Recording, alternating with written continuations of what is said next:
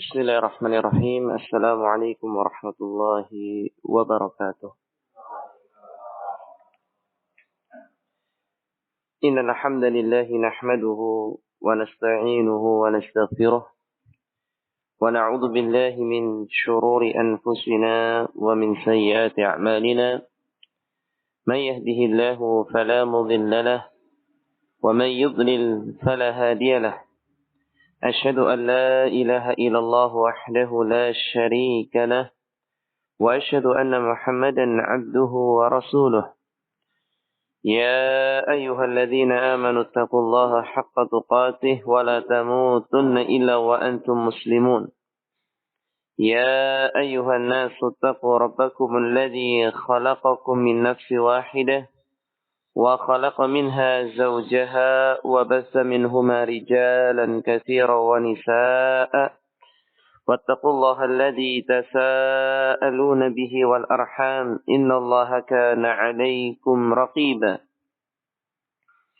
يا أيها الذين آمنوا اتقوا الله وقولوا قولا سديدا يصلح لكم أعمالكم ويغفر لكم ذنوبكم ومن يطع الله ورسوله فقد فاز فوزا عظيما أما بعد فإن أصدق الحديث كتاب الله وخير الهدى هدى نبينا محمد صلى الله عليه وعلى آله وسلم وشر الأمور محدثاتها وكل محدثة بدعة وكل بدعة ضلالة وكل ضلالة في النار. معاشر المسلمين wal muslimat rahimani wa rahimakumullah. Senantiasa kita bersyukur kepada Allah Subhanahu wa taala atas limpahan nikmat dan taufiknya kepada kita semua. Sehingga di kesempatan pagi hari ini, di hari Ahad pagi, kita bisa kembali berkumpul, bermajlis. Dan ini merupakan kemudahan dari Allah. Setelah kita diberi kemudahan untuk melakukan ibadah yang besar, yaitu salat subuh. Yang ini merupakan keutamaan besar yang disebutkan oleh Rasul alaihi salatu wassalam. Man shalla subha fi jama'atin, faka'annama shalla al-laila kullah. Barang siapa yang salat subuh dengan berjamaah, maka ini merupakan seperti orang itu salat malam sepenuh malamnya. Maka ma'asyiral muslimin rahimani wa rahimakumullah, di kesempatan pagi hari ini insyaallah kita akan kembali melanjutkan pembahasan dari risalah Qutuh min Syama'il al-Muhammadiyah, itu beberapa petikan hadis yang menyebutkan tentang kepribadian dan akhlak Ar-Rasul alaihi salatu wassalam. Kita membaca kitab ini, risalah ini, kita bertujuan agar kita bisa mencontoh Nabi alaihi salatu wassalam, bisa mempraktekkan dari apa yang disebutkan dalam hadis-hadisnya, yang kemudian kita praktekkan dalam kehidupan kita, dalam keseharian kita, dalam muamalah kita, dalam interaksi kita dengan keluarga, dengan tetangga, dan dengan manusia semuanya. Ma'asyiral muslimin rahimani wa rahimakumullah. Bab yang terakhir kita sebutkan adalah ahadits fil akhlak. Itu menyebutkan tentang hadis-hadis tentang akhlak yang mulia. Ada beberapa hadis disebutkan oleh penulis rahimahullah, 22 hadis atau petikan hadis di sini. Dan kita terakhir pada nomor yang ke-14. Kita pada yang terakhir pada nomor yang ke-14 atau yang ke-15. Itu hadis yang disebutkan oleh Imam At-Tabrani, yang dihasankan oleh Imam Albani rahimahullah, Rasulullah alaihi salatu wassalam mengatakan, akmalul mu'minina imana ahsanuhum khuluqa. Orang yang beriman, yang paling sempurna imannya adalah orang yang terbaik akhlaknya. Al-muwatti'una aknafa. Orang yang lembut perangainya. Alladzina ya'lafun, mereka orang yang ramah. Wa yu'lafun, dan mudah untuk seorang itu bermuamalah dengannya.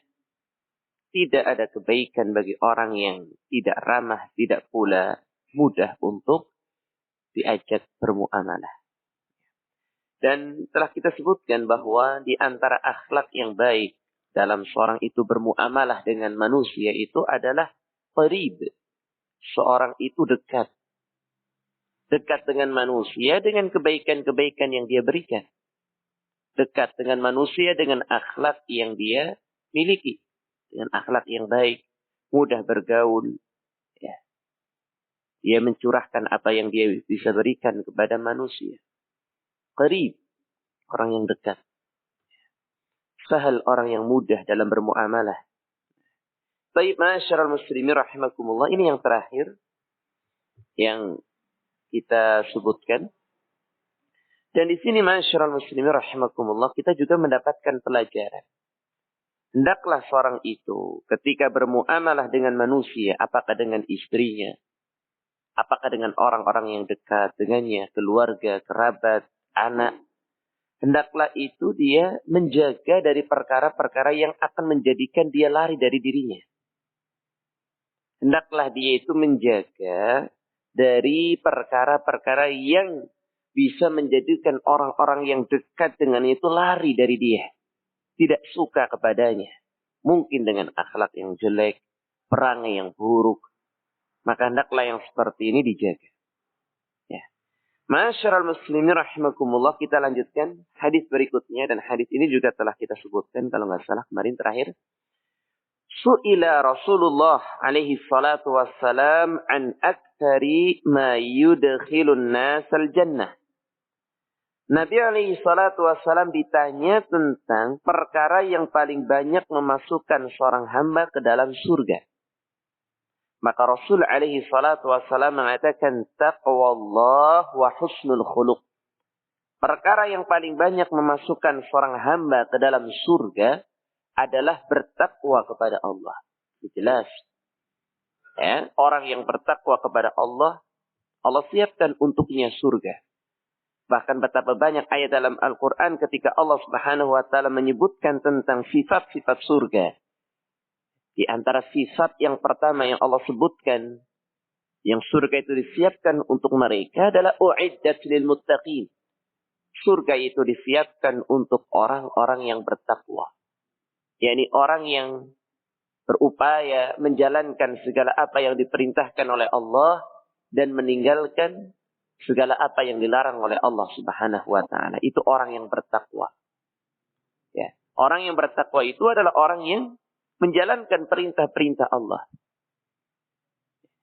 Dia pun dalam menjalankannya itu dibangun di atas ilmu, mengharap pahala dari Allah, meninggalkan kemaksiatan, menjaga batasan-batasan Allah di atas ilmu, dan dalam rangka takut dari siksanya, menjaga diri dari siksa Allah Subhanahu wa ta'ala. Ini sifat yang pertama. Wa husnul khuluq. Kemudian akhlak perangai yang baik. Dan ini yang sudah kita sebutkan. Baik, masyarul muslimin rahimakumullah. Kita lanjutkan hadis berikutnya. Hadis dikeluarkan oleh Imam Ahmad di dalam musnadnya. Dan yang lainnya dihasankan oleh Imam Albani rahimahullah. Rasulullah alaihi salatu wassalam mengatakan, Al-mu'minu ghirrun karim. Seorang mukmin itu adalah ghirrun karim. Orang yang jujur. Orang yang mulia. Maka di antara sifat orang yang beriman itu adalah jujur dalam ucapannya. Jujur dalam perbuatannya. Jadi apa yang dia ucapkan sesuai dengan apa yang dia lakukan. Apa yang keluar dari tubuhnya sesuai dengan apa yang ada di dalam hatinya. Itu orang yang beriman kepada Allah. Di antara sifatnya adalah ghirrun karim, orang yang jujur, orang yang mulia. Tidak seperti orang-orang munafik. Orang-orang munafik, mereka itu menampakkan sesuatu amalan yang berbeda dengan hati mereka. Mereka menampakkan cinta ke dalam Islam, namun mereka menyembunyikan permusuhan, kebencian kepada Islam dan kaum muslimin. Maka sifat orang mukmin itu jujur.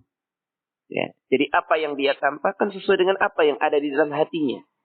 Apa yang dia ucapkan, apa yang dia lakukan sesuai dengan apa yang ada di dalam hatinya. Wal fajiru khabbun laim. Orang yang jahat, fajir, itu adalah orang yang suka menipu. Ya. Baik menipu dengan ucapannya, ataupun menipu dengan perbuatannya.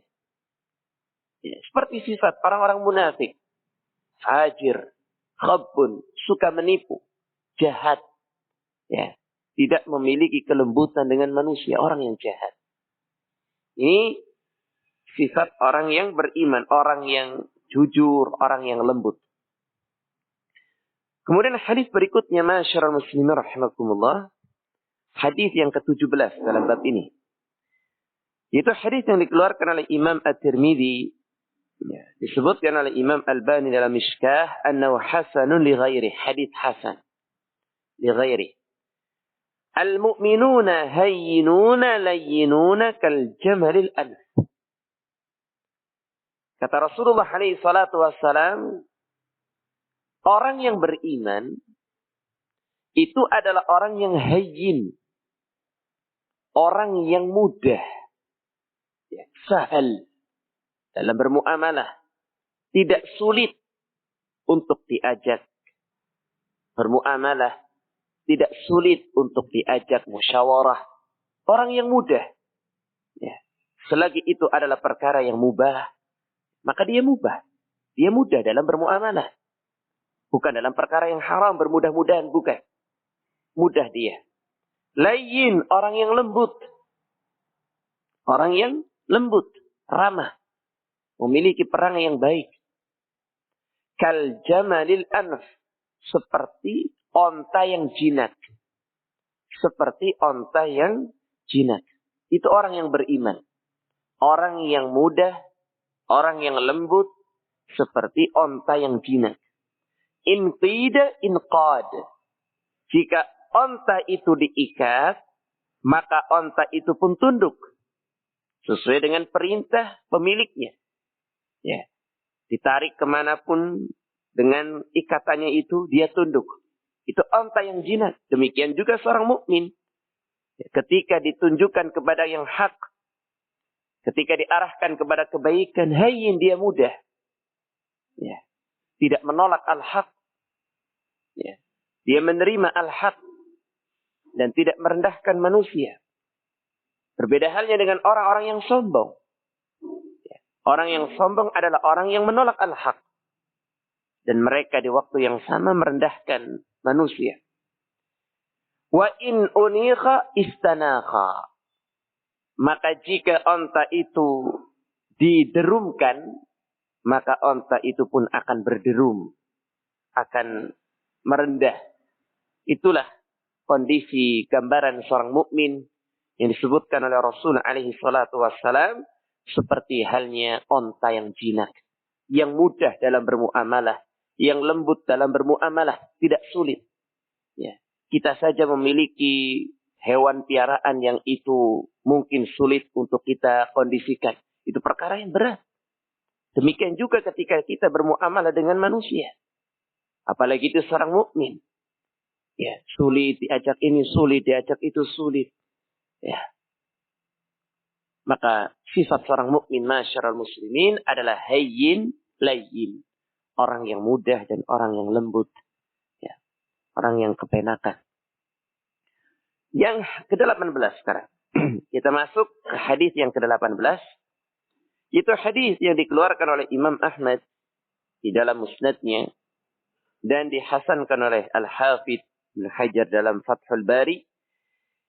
Rasul alaihi salatu wassalam mengatakan, al-mu'min alladhi yukhalitun nasa wa yasbiru ala azahum khairun minal mu'min alladhi la yukhalitun nasa wa la yasbiru ala azahum. Kata Rasulullah alaihi salatu wassalam, dan ini juga dikeluarkan oleh Imam Al-Bukhari dalam kitabnya Adabul Mufrad. Kata Rasulullah, seorang mukmin adalah orang yang dia bercampur dengan manusia. Yang dia bermuamalah dengan manusia. Dan dia sabar dengan gangguan-gangguan mereka. Orang mukmin yang bercampur dengan manusia, bermuamalah dengan manusia, sabar dengan gangguan-gangguan mereka, itu lebih baik dibandingkan seorang mukmin yang menyendiri. Dibandingkan seorang mukmin yang tidak mau bermuamalah, tidak mau bercampur dengan manusia. Dan tidak sabar ketika mendapatkan gangguan-gangguan mereka. Maka masyarul muslimin rahimahni wa rahimakumullah. Di sini Rasul alaihi salatu wassalam menyebutkan perbandingan antara seorang mukmin yang dia itu bercampur dengan manusia yang mungkin kondisinya tidak seperti dia. Maka dia akan dapatkan berbagai perkara yang itu menyakiti dirinya. Dicela, dicemooh. Namun dia bersabar. Ya. Dalam mendapatkan gangguan-gangguan dari mereka. Mungkin gangguan lisan.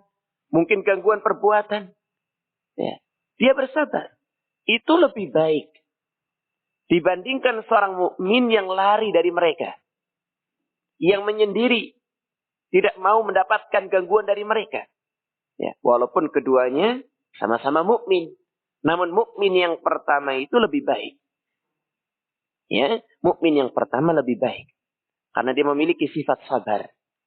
Ya, memiliki sifat sabar. Dan di sini ma'asyiral muslimin rahimakumullah. Rasul alaihi salatu wassalam menyebutkan kepada kita bahwa seorang mukmin yang dia bermuamalah dengan manusia pasti dalam hubungannya itu akan mendapatkan gangguan. Akan mendapatkan sesuatu yang tidak sejalan dengan hawa nafsunya. Ya. Karena Allah subhanahu wa ta'ala menjadikan manusia itu sebagian dengan sebagian yang lainnya itu sebagai fitnah. Apakah dia akan bersabar atau tidak?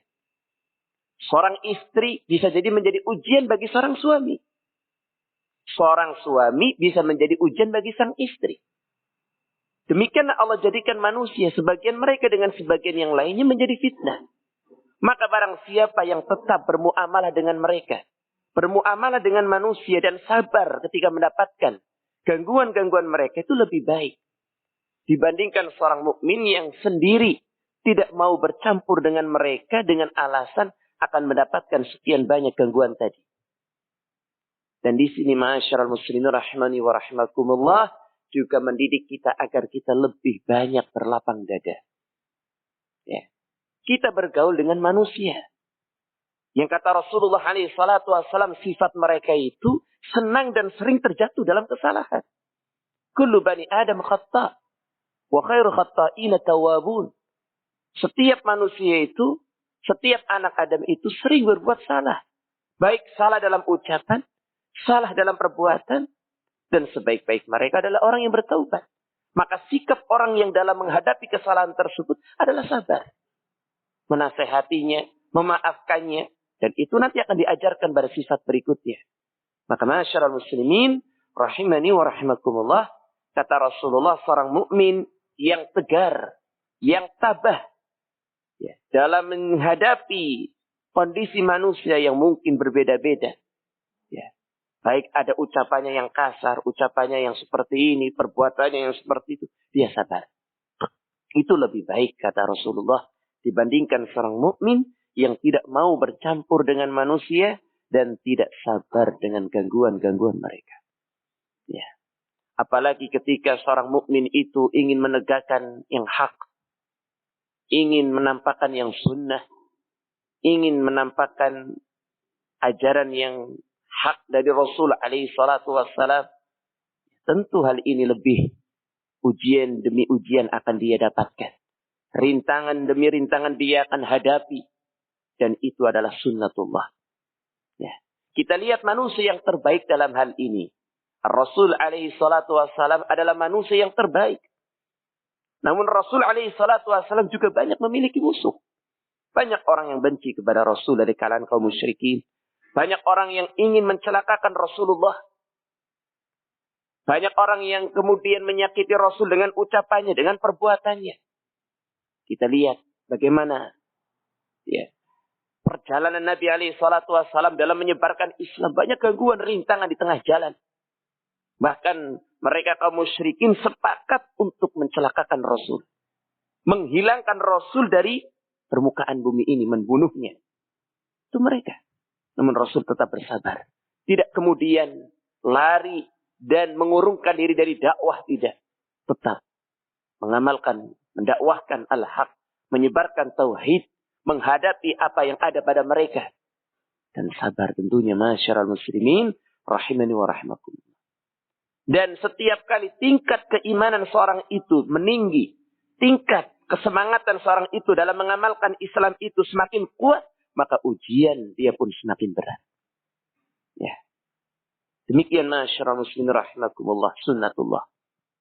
Ya, sunnatullah. Maka ujian yang paling besar adalah ujian yang menimpa para nabi yang membawa al-haq, membawa petunjuk, diuji oleh Allah Subhanahu wa taala berupa azab dari kaumnya. Nabi Nuh alaihi salam, ya, Nabi Ibrahim dibakar oleh kaumnya, dibenci oleh ayahnya. Ya, Nabi Lut dimusuhi oleh istrinya. Nabi Nuh demikian juga dimusuhi oleh anaknya. Demikianlah perjuangan mereka para nabi dan rasul.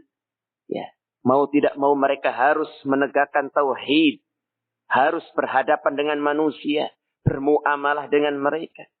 Sabar dari gangguan-gangguan yang menimpa mereka. Maka masyarul muslimin, ya, jika hal itu menimpa kita, maka itu sunnatullah. Ya, kita berdakwah menampakkan al-haq, menjelaskan al-haq, menjelaskan tauhid, ya, menjelaskan sunnah. Kita mendapati gangguan, rintangan, itu sebuah perkara yang sudah terjadi dan dialami oleh umat-umat terdahulu. Maka masyarul muslimin rahimakumullah, seorang mukmin yang dia bercampur dengan manusia, bermuamalah dengan mereka, ya, bersabar atas gangguan-gangguan yang dia dapati dari manusia, itu lebih baik dibandingkan seorang mukmin yang tidak mau bercampur dengan manusia dan tidak sabar dengan gangguan-gangguan mereka. Ya. Sampai pun dalam perkara dan lingkup yang terkecil, masyarul muslimin. Manusia itu memang ujian. Ya. Sebagian kita dengan sebagian yang lainnya itu ujian. Kita memiliki teman contohnya, sahabat. Terkadang kita diuji dengan sahabat kita. Ya. Mungkin dia tidak sejalan dengan kita. Mungkin dia memiliki sifat-sifat yang tidak kita senangi. Ya. Gak usah jauh-jauh, itu sahabat, keluarga sendiri, istri kita, suami kita, anak kita. Terkadang ujian bagi kita. Istri kita terkadang melakukan perkara-perkara atau ucapan yang menyakiti hati kita.